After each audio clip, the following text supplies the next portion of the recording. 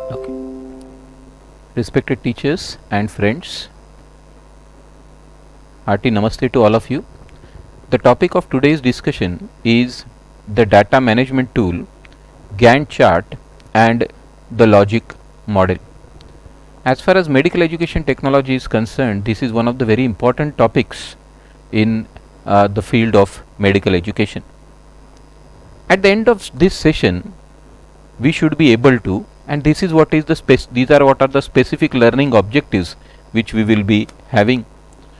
Define what do you mean by Gantt chart. We have to define what is the Gantt chart.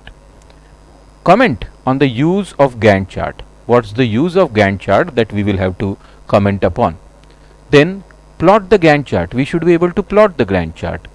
Defined what is the logic model. Very important thing, very important concept here is the logic model and what are the components. Comment on the indicator matrix. There is something called as indicator matrix. This might be a new word for many of you. Let us see what is the indicator matrix during the presentation, and obviously what is its utilization. Enumerate the characteristics of a good indicator. If we say indicator, what are its characteristics? What are the good characteristics of an indicator that we will have to know. So let us go first about the Gantt chart. The first of all, how we spell Gantt, how we write it. There are various ways in which this Gantt is being written. The first, some prefer to write it as in capitals GANTT. Some prefer to write it in all small GANTT, and some write it like G capital and then ANTT, which is the way that is to be written. It's the last way, that is GANTT. That is how it is to be written, because it is the name of a person who found out this particular methodology and this particular chart. And who was he? Who was this person? The person was Henry Gantt, right? He lived from 1861 to 1919, and this GANTT, that's G should be capital and followed by ANTT. This is for him. This is by his name. This particular process, this particular chart is being known. That's why that is the Gantt chart. The first known tool of this type was developed in 1896. But see, he was not the first to say that this is a type of a tool that is to be developed. It was by Carl Adamski, who called it as harmonogram. He said that what exactly it is, that we will be seeing in the next of the slides. It is called as harmonogram, and he developed it way before Gantt developed this particular methodology of charting in 1896, way back. But what happened? Adamski did not publish his chart until 1931. However, and he published it only in Polish and limited both in its adaptation and recognition its authorship, because the work was not written in English, it was in Polish. Further, he got delayed in publishing his work, and that's why most of the credit goes to Gantt. The chart was named after Henry Gantt, who designed this chart around these years. Obviously, whatever Carl Adamski has developed and whatever Gantt has developed, they are not one and the same. But probably Gantt could have had some idea about the chart from whatever Adamski has done. We cannot rule out this particular fact, but still it is being labeled in the name of Henry Gantt.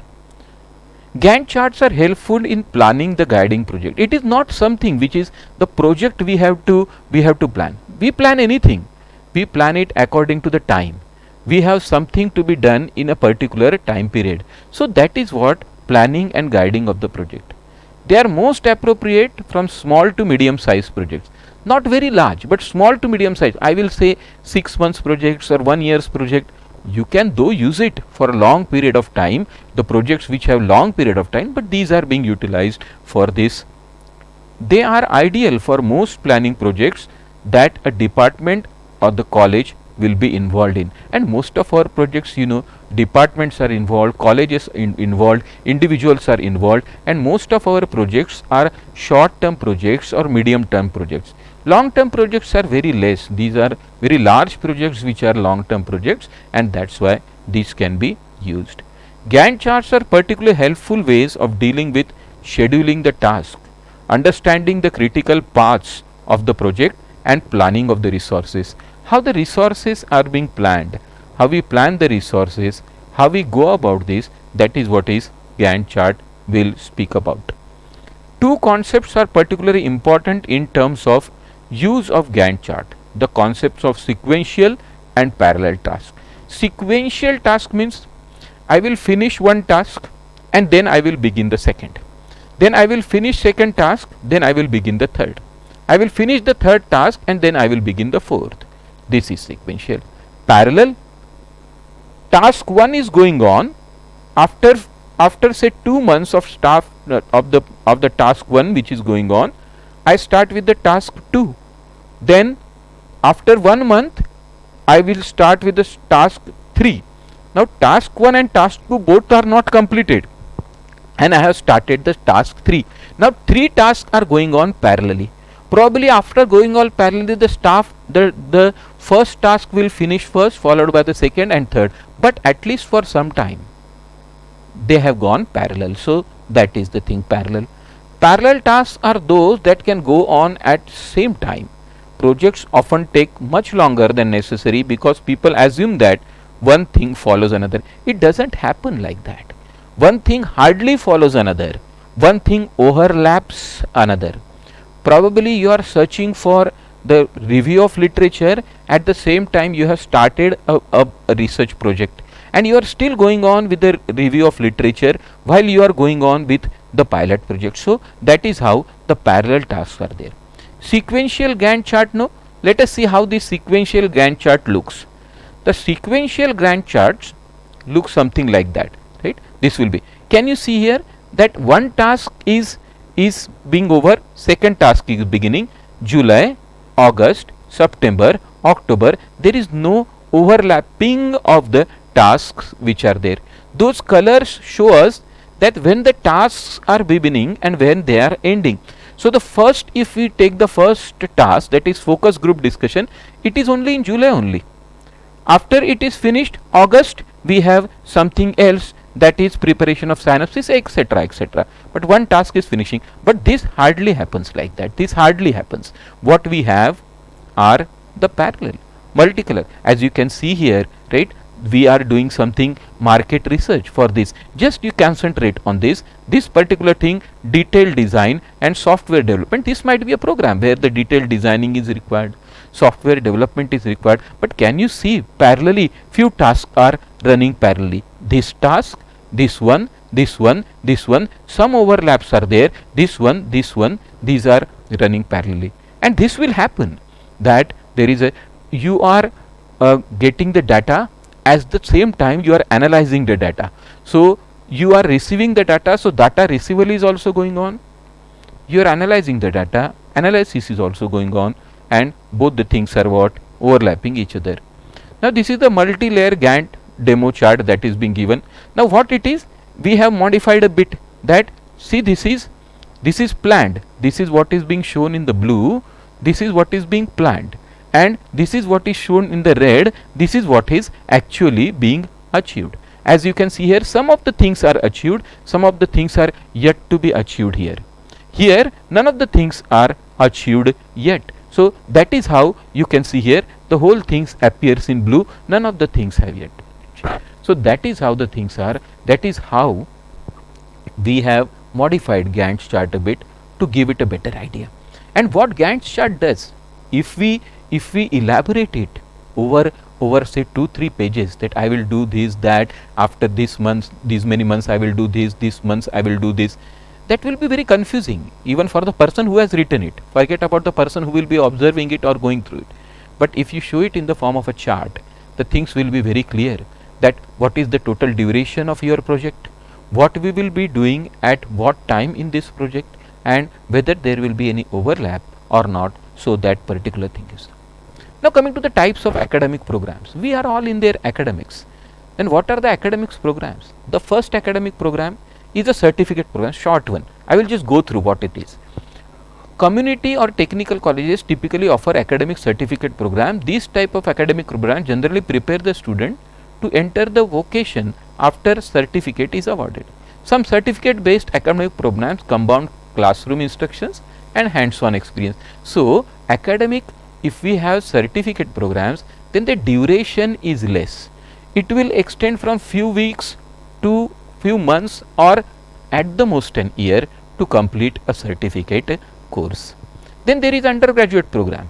As we say, undergraduate program, MBBS, BDS, all these are undergraduate, for that matter physiotherapy, undergraduate academic programs lead to a bachelor's degree. Certificate program will give you only certificate. Now undergraduate program will give you a bachelor's degree on a particular area. These academic programs might offer seminar, internships, workshops and online courses, all these things, and these are what the undergraduate programs which are there. And now graduate programs, we tend to call it at our place postgraduate programs. Some of the universities, they call undergraduate program and then they will call it as the graduate programs. Graduate programs are those which are we pursue after graduation. That's why we call it as postgraduate programs. But some universities, they have undergraduate and graduate. That is how they will classify. Those who choose to pursue master's doctoral degree will enter graduate academic progress. Graduate academic programs can take between 2 to 4 years. There might be 2 years, there might be 4 years, there might be 3 years also. That is the postgraduate programs. So that is what in the postgraduate programs we get the information about we get a competency about a particular aspect of the larger subject or the larger program, and we call it as specialization. Then there might be super specialization also. So these are the programs, and these are the programs are to be evaluated. That how we evaluate the programs, that is very important. Whether our program is going on good or not, we have prepared a Gantt chart that how my program will go, what will be there in the first year, what will be there in the second year, what will be there in the third year. In first year, how many months what I will do, after that how many months the students are supposed to do that. So that Gantt chart is being prepared, but now we have to do an evaluation. So evaluation, we have one model, and that model is called as logic model. So logic comes from the ancient Greek word logike. It is the way of valid reasoning. Is there any logic behind what you say? That is what generally we say. Logic means, is there any rational? Do you have any evidence? Do you have some rationality behind what you say? So model is, and model is what? Model is a framework, a small framework which is there, a model of an house. It's a framework having the same components as that of a larger house, and so if you want to change something, you can change something in that particular model. That is important. What it has inputs, activities, outputs, outcomes and impacts, right? So outcomes. So we have outputs and outcomes. In the last two of the columns, you can see the spelling difference. Outputs and outcomes. Outcomes are also called as impact. Let us see. Inputs means what sources go into the program. What sources go into the program? Obviously money, staff, equipment. Without that, can there be a program run? Let it be undergraduate program or graduate program, postgraduate program for the activities. What activities the program undertake?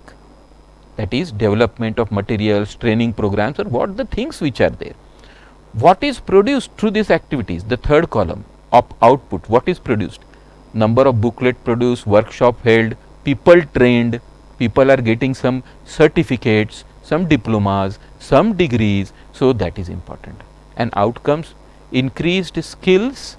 That is what changes or benefits, that what are the benefits from the program, long term benefit, even benefit to the society.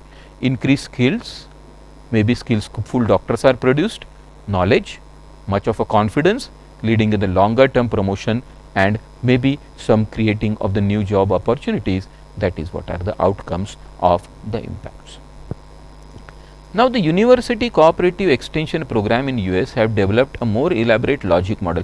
They have developed more elaborate logic models, and which have like 6 steps. What are these? Inputs, what we invest; activities, the actual task we do; participation, who we serve, customers, stakeholders, students, all these things. See, because this can be used in lot of organizations. Let the organizations be educational organizations, let the organization be business organizations.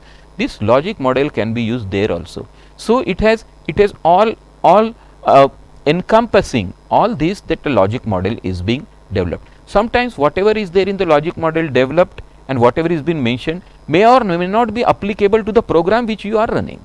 So that is engagement, how those we serve engage in their activities, outputs, what is generated out of the project, outcomes and impacts.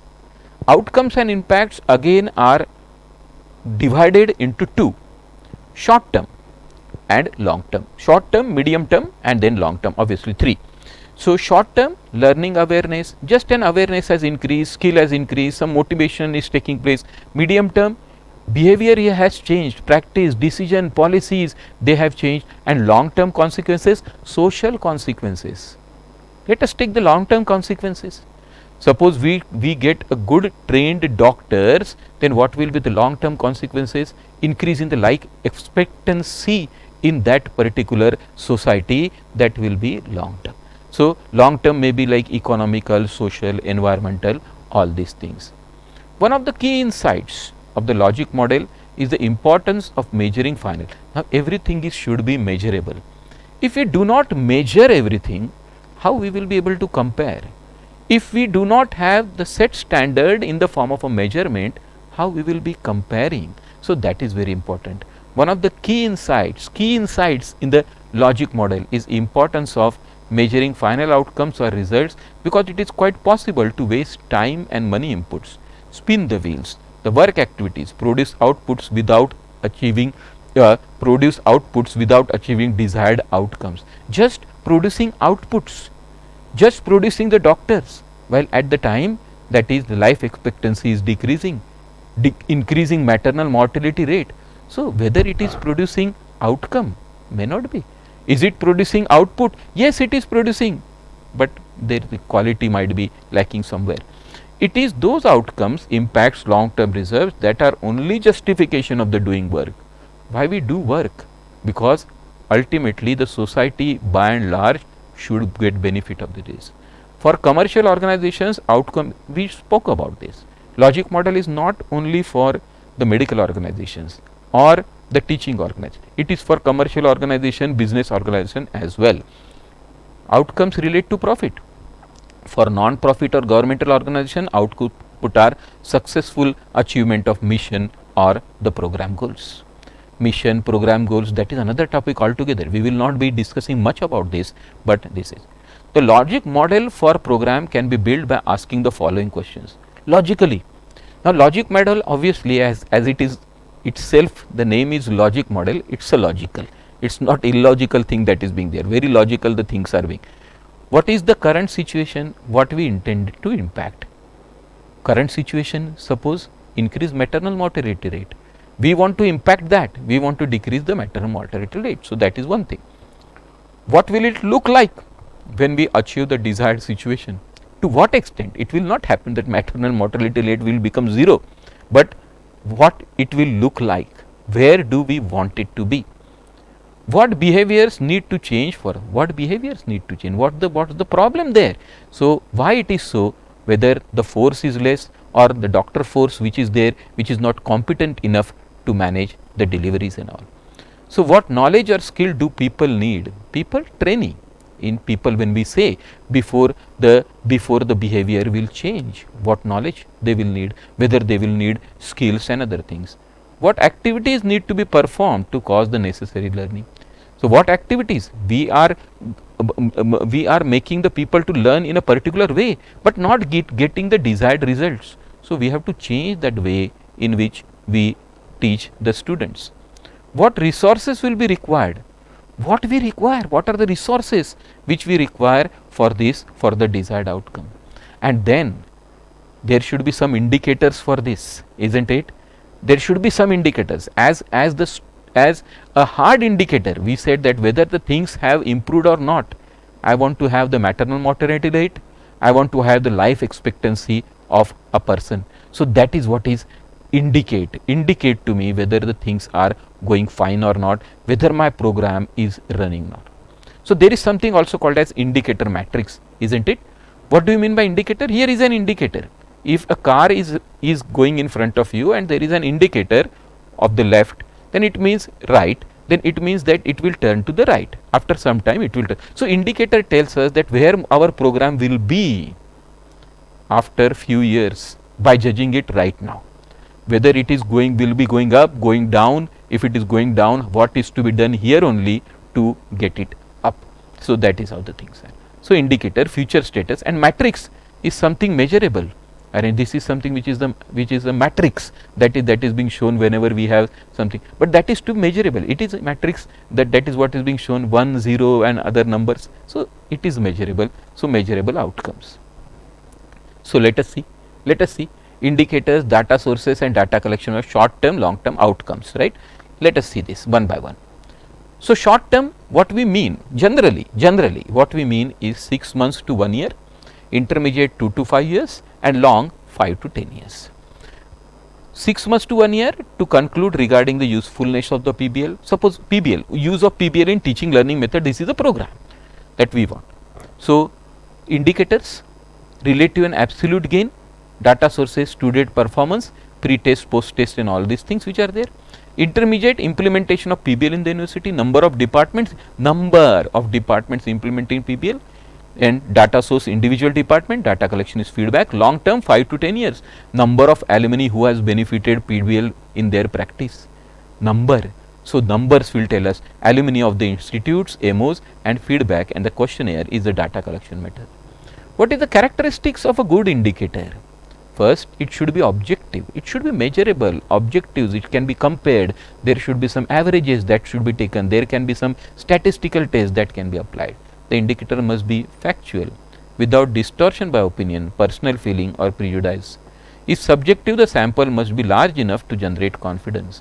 Measurable, the indicator must be measurable. If it cannot be measured, it is impossible to tell if the changes have improved. Measurable, it should be well defined. There must be an accurate and consistent definition to data collected by multiple data collectors, and it should be well defined. Even if the data is collected by multiple people, it should not deviate. The data should be accurate. That is what is. It should be based on the current knowledge and experience. Significant academic research cannot be done without we have the current knowledge and experience of it. So remember. So let us see again the characteristic good indicator: objective, measurable, well defined, based on the current knowledge and what experience. It should be valid. Validity, it should measure what it is intended to measure. So that is very important, right. If I want to measure that what is, whether the people have got the things or not, then I will have the relative and absolute gain. So it is measuring what it is intended to measure. So that is very important. Easy to obtain, inexpensive to accumulate. Data should be derived from the another management process which whenever possible, that is incident reports, work order, close sheet, training test, etc. It can be obtained from these things also. Potentially predictive, we said. What matrix it is? Indicator matrix.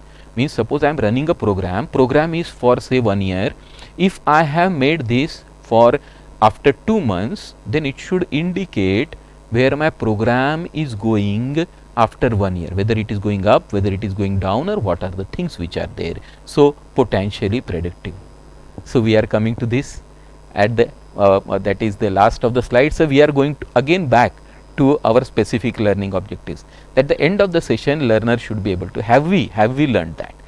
Define what is Gantt chart. Have we defined? Yes. Even we have defined that what is the proper way of spelling Gantt.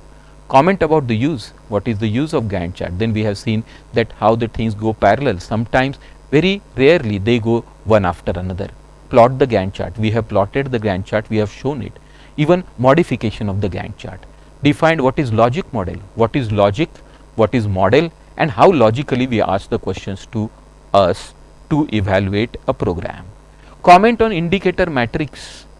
What is matrix? What is indicator? How it will indicate before finishing of the program where the program will go, and how it will help us to intervene the program in between. and enumerated the characteristics of good indicator, how the good indicator should be valid, should be measurable, should be comparable, should be simple to obtain all these things we have at that. So, thank you very much for your patient listening. Two things just for your practice: you can prepare a Gantt chart on some projects like assessing the need of communication skill, etc., or prepare the indicator matrix for the any of the projects of your liking. So, that can be a kind of homework to you. So, thank you very much for your participation or your presence and your patient hearing. Thank you.